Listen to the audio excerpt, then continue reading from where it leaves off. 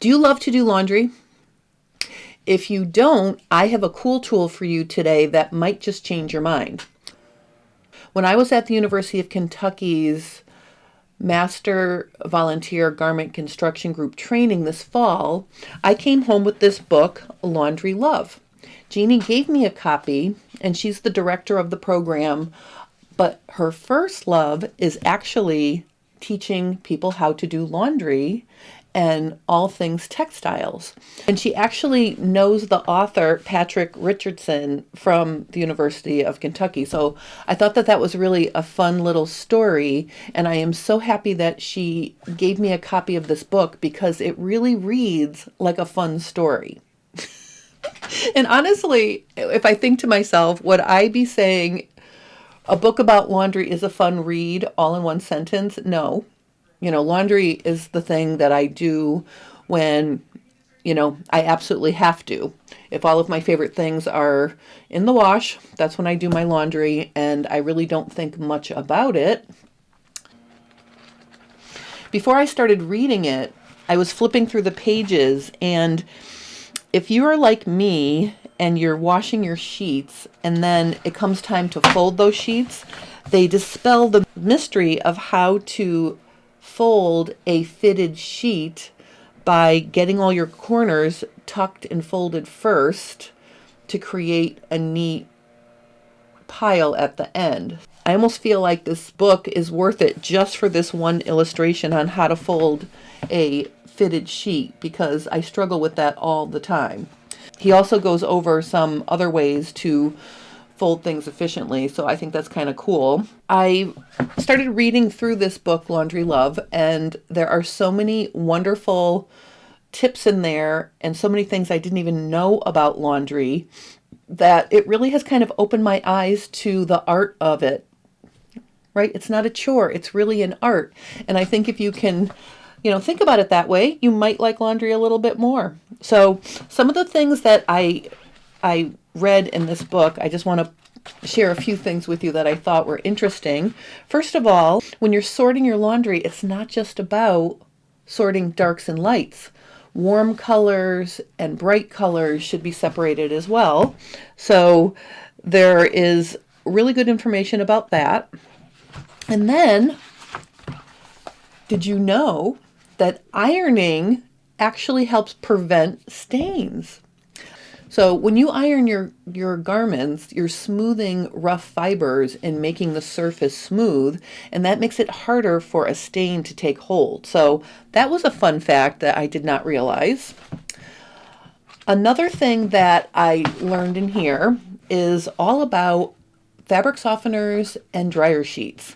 Now, I personally do not use those things because I just don't want to spend the money on them. And I have sensitive skin, so I use like a free and clear or a detergent that doesn't have any harsh chemicals in it to start with. So, using fabric softener and dryer sheets were something that I did on a regular basis. But come to find out, if you are a fan of these things, you really shouldn't use them because they coat your clothes with silicone. And what ends up happening is, let's say you wash your favorite t-shirts and then you put some fabric softener in there and they come out of the wash and they are nice and soft and fluffy and they smell nice. Well, put one of those on and run around in the hot sun and you might feel like your shirt is trapping in all of the heat because all of that silicone that is coating your fibers to make them soft are also canceling out any wicking or breathability that your shirt might have had before you did that. Another thing is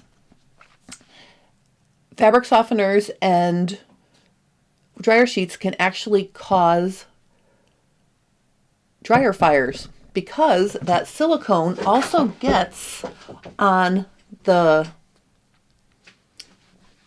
the lint catcher, and what happens is it loses its ability for the air to flow through it, and it can back it up, back up the heat and start a fire. So take your lint catcher out and run it under water. And if the water doesn't pour through your lint catcher, that means it needs to be cleaned because your fabric softener or dryer sheets have clogged up all of the mesh in the lint catcher. So I thought that that was a really fun tip, which I had no idea. At the end of the book, Appendix 2 is filled with 6 laundry myths. And right out of the gate, my favorite one is that if you have white towels and they're getting dingy, bleaching them is only going to make them dingier. So I thought that that was fun. And of course, it wouldn't be a book about laundry if it didn't give you a comprehensive list of stain removing supplies. Some of them were surprising. For example, it's recommended to keep a bottle of cheap vodka by your washing machine. You'll have to read to find out what that's all about.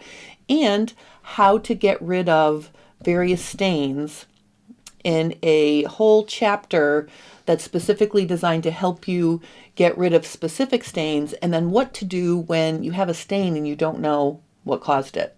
I also think it's super fun that there are recipes, some treasured recipes in the back of the book that cause stains, but these recipes are apparently worth the stains. So make sure you check that out as well.